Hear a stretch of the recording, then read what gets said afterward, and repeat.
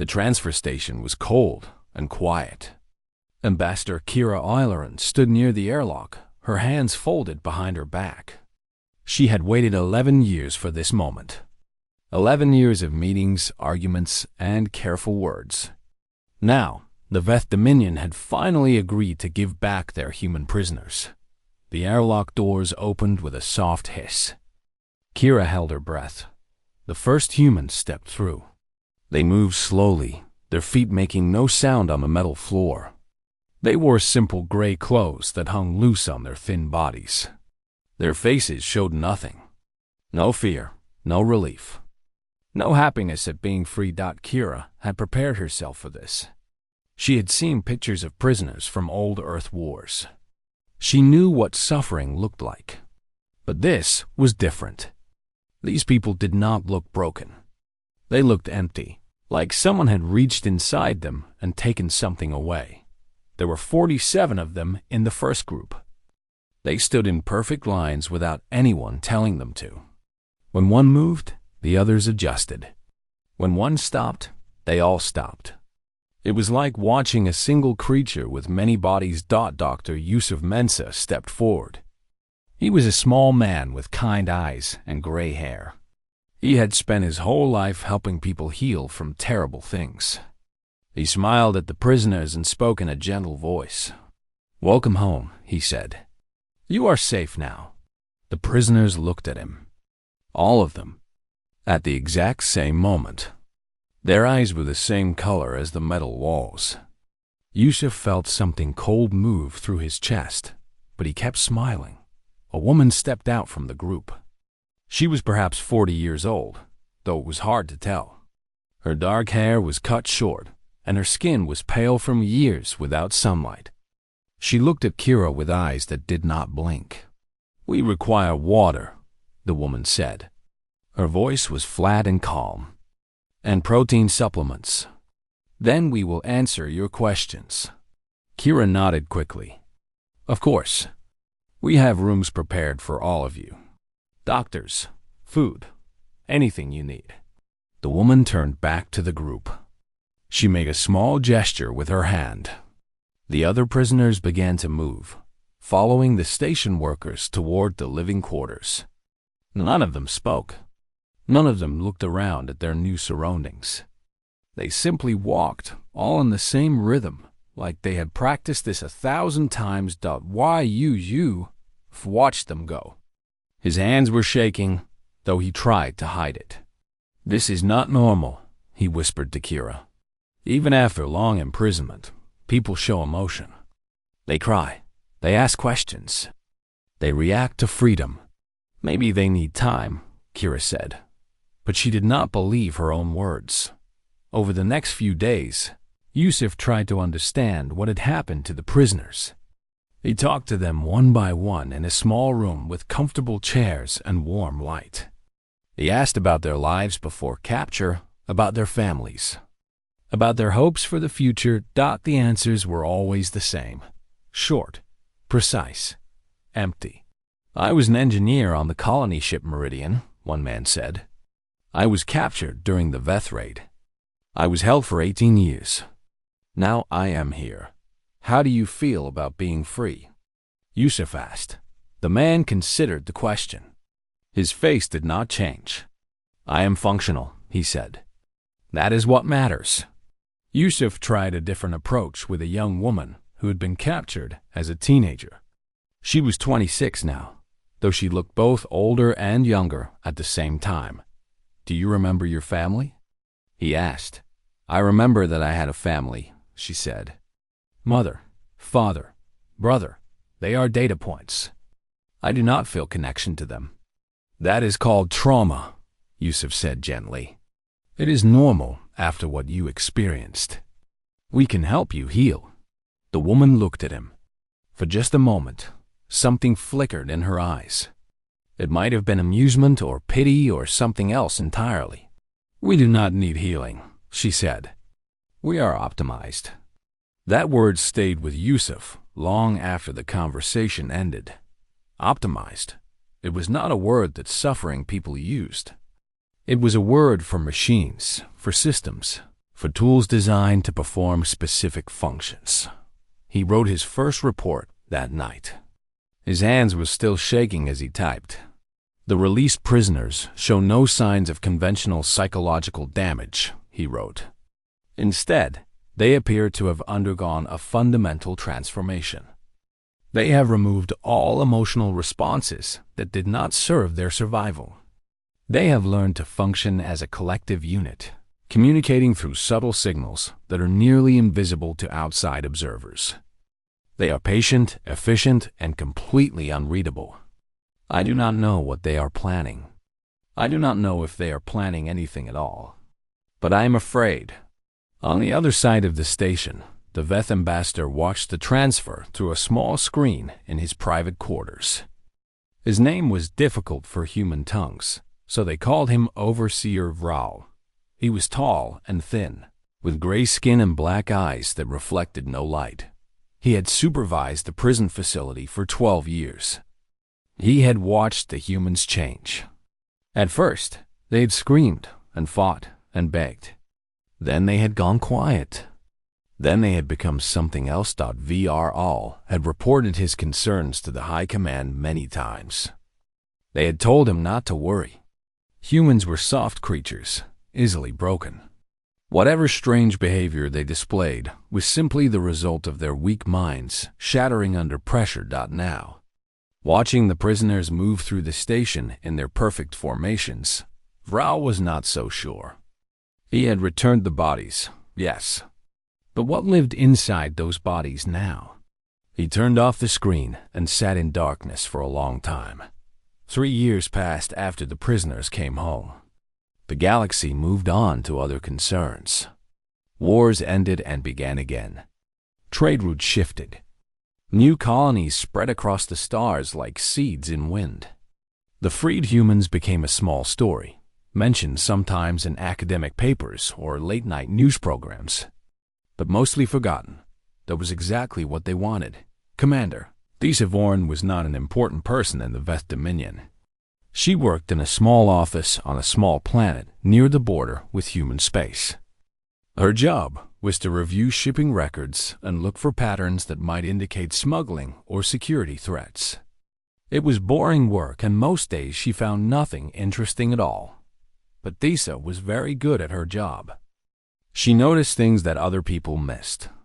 And 3 years after the prisoner release, she began to notice something strange. It started with a routine audit of staffing records at Veth border stations. The Dominion had begun hiring human contractors for certain technical positions. Humans were good at maintaining complex systems, and they worked for less money than Veth citizens. It seemed like a simple economic decision. Thesa pulled the personnel files for 17 stations. She compared the contractors to standard databases. Most of them were ordinary workers with clean records and normal backgrounds. But 12 of them had trained under former prisoners. She noted this and continued digging. The supply chains for Veth military outposts had shifted over the past 2 years. Nothing dramatic. Small changes. A new supplier here, a different shipping route there. When Thesa mapped these changes, she found that many of them passed through human-managed relay networks. She pulled up the ownership records for these networks. They belonged to small companies with boring names. When she traced the ownership further back, she found more small companies. And behind those companies, listed as advisors or consultants or silent partners, were former prisoners. Thesa sat back in her chair and stared at her screen for a long time. She tried to explain what she had found to her supervisor. He listened politely and told her she was being paranoid. The humans had been thoroughly broken during their captivity, he said. They posed no threat to the Dominion. These were just coincidences. Thesa asked for permission to investigate further. Her supervisor denied the request. The matter was closed, but Thesa did not let it go. She used her personal time to continue her research, working late into the night while her apartment stayed dark and cold around her. She built charts and graphs and maps of connections. The pattern grew larger and clearer with each passing week. The former prisoners had not recovered from their captivity. They had transformed it into something else. The patience the Veth had beaten into them was now patience of a different kind. The ability to suppress individual identity was now the ability to work as one unit toward one goal. The cold calculation that had kept them alive in prison now guided every move they made in freedom. They were not seeking revenge. Thesa realized. That would be too simple, too emotional. They were building something. A machine made of people and systems and careful plans, spreading through the spaces between stars like roots growing through soil. She brought her findings to the High Command. She stood in a great hall before the 7 overseers who ruled the Dominion and explained everything she had discovered. She showed them the charts, the connections, the careful way the former prisoners had positioned themselves throughout human and Veth space. The overseers listened. Their black eyes reflected nothing. What do you believe they want? The first overseer asked. I do not know, Thesa admitted. That is what frightens me. They are playing a game we do not understand. The second overseer made a dismissive gesture with one long hand. You speak of humans as if they were clever. They are not. They are emotional creatures who break easily under pressure. We held these prisoners for 18 years. We broke them completely. Whatever strange behaviors they display now are simply the twitching of broken minds. With respect, Thesa said, trying to keep her voice steady, I believe that is exactly what they want you to think. The overseers conferred among themselves in low voices. Thesa waited, her heart beating fast beneath her gray skin. Finally, the first overseer spoke again. We appreciate your diligence, Commander. Your report will be added to our files. You may return to your duties. Thesa understood what that meant. Her report would be buried. Her concerns would be ignored. She bowed low and left the hall without another word. That night, she requested a transfer to the outer territories, as far from human space as she could get. She packed her few possessions and prepared to leave. Before she went, she added one final entry to her personal records. The humans are not broken, she wrote. They have become something else. Something that looks like recovery, but is actually preparation. I have seen the same expression in their eyes that our hunters wear when the trap is already set and the prey does not know it yet. By the time the Dominion understands what is happening, it will be too late. She sealed the file and sent it to 17 different archives across Veth space. Then she boarded a ship and disappeared into the dark between stars. In a small office on Earth, a woman with short dark hair and pale skin watched Thesa's ship depart. She made a small gesture with one hand, and somewhere else, someone noted that the one Veth who had understood them was no longer in a position to cause trouble. The woman's name was not important. She had not used her real name in 18 years. She had been the first to speak when the prisoners emerged from the airlock, the one who asked for water and protein supplements. Now she was something else, a node in a network, a piece of a larger plan. She looked out at the stars and felt nothing at all. That was good. Feelings were not useful for what came next. The Veth invasion fleet emerged from slipspace above. The human colony of New Thessaly. 40 warships carrying enough soldiers and weapons to crush any resistance. The High Command had decided to remind humanity of its place in the galaxy. Admiral Kreth stood on the bridge of the flagship and looked at the planet below. It was a blue and green world, covered in oceans and forests. 2 million humans lived there. They would soon learn what happened to those who challenged the Dominion. Begin scanning for defensive positions, Kreth ordered. His officers worked their stations. Moments passed. The silence on the bridge grew heavy.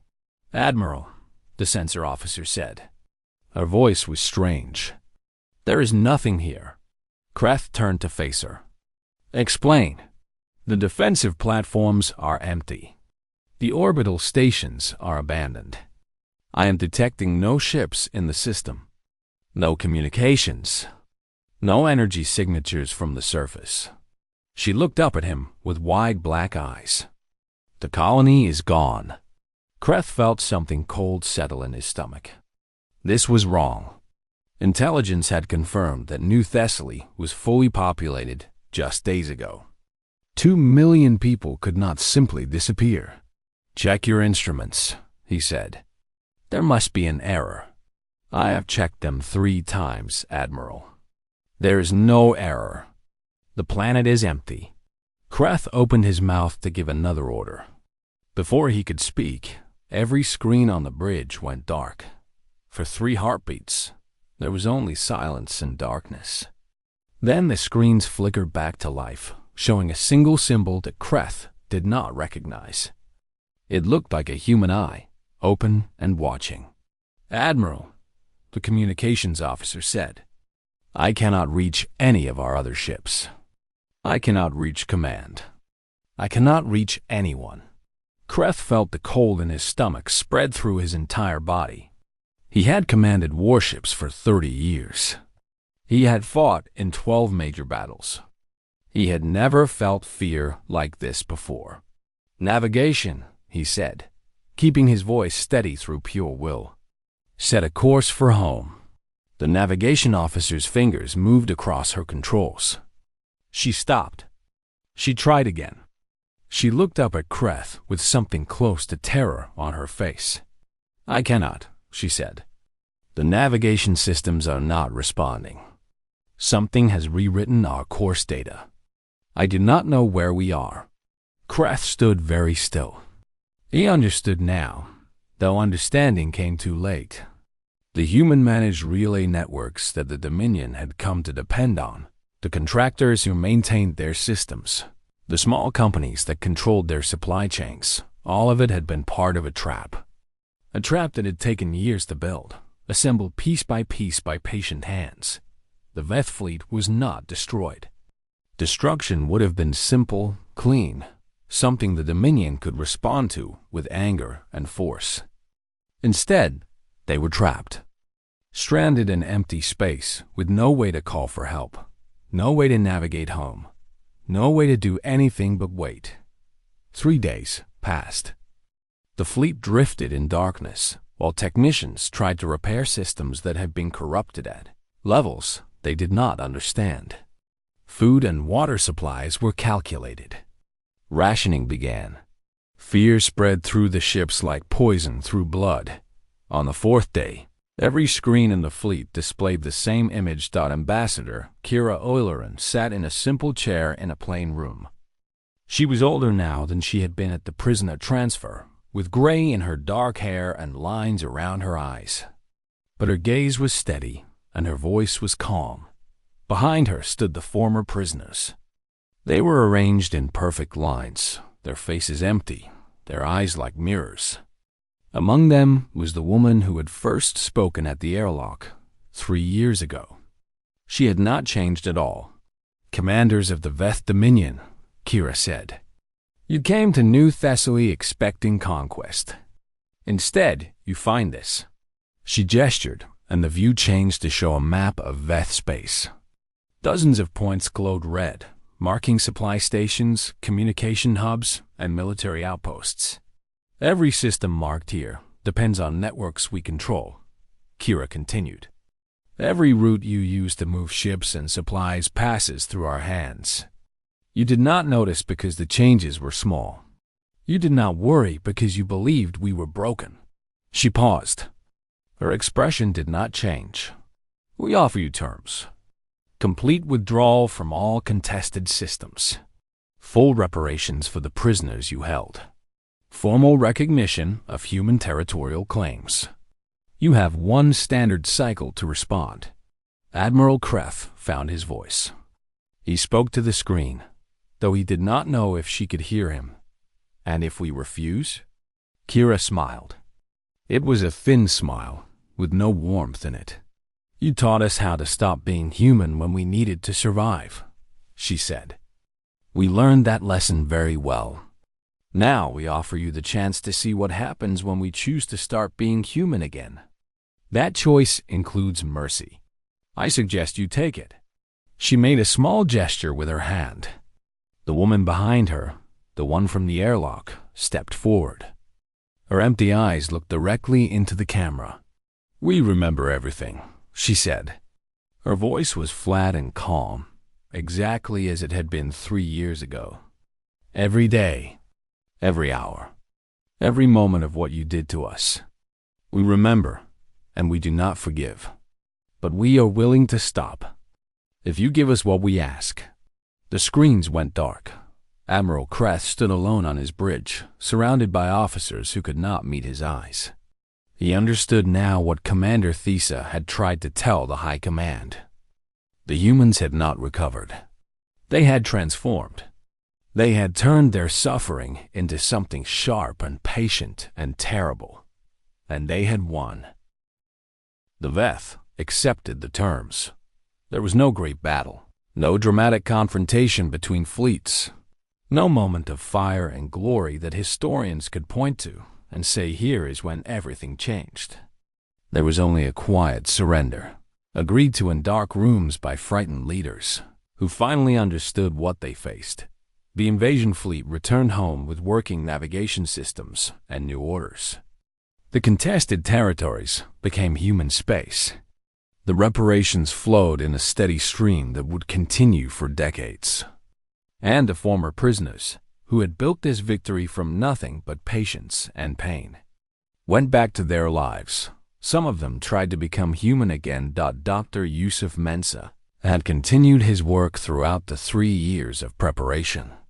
He had watched the former prisoners transform their trauma into something powerful and strange. Now, with the victory complete, some of them came back to him. "I want to feel things again," said the young woman who had been captured as a teenager. She was 29 now, and something had changed in her eyes. A flicker of light where there had been only emptiness. "I shut everything down to survive. Now I do not know how to turn it back on." Yusuf worked with her for months. Slowly, carefully, like teaching a child to walk, he helped her find the emotions she had buried. The first time she cried, she did not know what was happening. The water on her face frightened her. Then she laughed, and the laugh frightened her even more. And then she cried again because she had forgotten that feelings could exist together like that. All tangled up in each other. Other former prisoners made similar journeys. They rebuilt connections with families who had aged without them. They learned to smile and argue and love again. It was not easy. Many times they fell back into the cold, efficient space where nothing hurt because nothing mattered. But they kept trying, and slowly, year by year, they became people again. Not all of them came back. Though, the woman from the airlock, the one who had first spoken at the transfer, never sought treatment from Yusuf. She had gone too far into that place of ice and calculation, and she found that she preferred it there. The warmth of human connection seemed wasteful to her now. The chaos of emotions seemed weak. She became an advisor to the human government, one of several former prisoners who found new purpose in guiding humanity's expansion. They worked in quiet offices, making decisions that would affect billions of lives, their faces as empty as they had been in prison. They were not cruel. They did not seek power for its own sake. They simply saw further than others and cared less about the cost of their choices. Ambassador Kira Eilerin worked with them for many years. She had grown old in service to humanity, and the former prisoners treated her with something that might have been respect. But she never fully trusted them, and they knew it. When she retired, she wrote a private letter to her successor. "The ones who came back from the cold are the hope of our species," she wrote. "They prove that we can choose what we are. But the ones who stayed in that frozen place, they are our warning. They remind us what we become when survival is all that matters. Watch them carefully. They will never betray humanity, but they may lead us somewhere we do not want to go." The galaxy learned to fear humans in a new way. Other species had their weapons, their technologies, their empires built on strength or cleverness. But humans had shown something different. They could choose to set aside everything that made them people. They could become cold and patient and terrible when they needed to be. And then, when the danger passed, they could choose to become people again. That choice was more frightening than any weapon. You could defend against weapons. You could not defend against an enemy who could transform itself to meet any threat. 20 years after the prisoner release, Dr. Yusuf Mensa published his final paper on the subject. He was an old man now, his kind eyes dimmed by time, his gentle voice grown soft with age. But his words were clear. Humanity's greatest adaptation is not our physical resilience or our technological ingenuity, he wrote. It is our capacity to temporarily abandon our own humanity and the discipline to know when to pick it back up. We can become monsters when survival demands it. We can become people again when survival allows it. This is our gift and our curse. It makes us adaptable beyond measure. It also means we must always be careful about what we choose to become. The Veth Dominion preserved his paper in their strategic archives. It was marked with their highest classification, restricted to only the most senior commanders. Someone added a single note at the bottom, written in the flowing script of the Veth language. They broke under our treatment. They should have stayed broken. They did not. Remember this. In a small house on Earth, the woman from the airlock read a copy of Yusuf's paper. She had obtained it through channels she did not explain. She read it twice, her expression never changing, and then she set it aside. Outside her window, children played in a park. Their laughter drifted through the glass, high and bright and full of life. She watched them for a long time, trying to remember what it felt like to be that young and careless and full of feeling. She could not remember. The prison had taken that from her, along with so much else. She had traded her humanity for survival, and the trade had been permanent. But she did not regret it. She had done what was necessary. She had helped her people win a war that could not be won any other way. And now human children played in parks without fear of Veth conquest, never knowing what had been sacrificed to give them that freedom. That was enough. It had to be enough. She closed her eyes and let the sound of laughter wash over her like water over stone. Somewhere deep inside, in a place she could no longer reach, she thought she might have felt something, or perhaps not. It was hard to tell anymore. The galaxy turned, and humanity spread across the stars, and the former prisoners kept watch from the shadows. They had given up their humanity so that others could keep theirs. They had become something terrible so that their children could remain something good. And in the archives of 100 worlds, their story was preserved as a warning and a promise. Humans could be kind. Humans could be cruel. Humans could be weak or strong, foolish or wise, brave or afraid. But most terrifying of all, humans could choose. They could decide what they were, moment by moment, and change themselves to meet whatever the universe demanded. The choice made them the most dangerous species in the galaxy, and they had only begun to discover what they could become.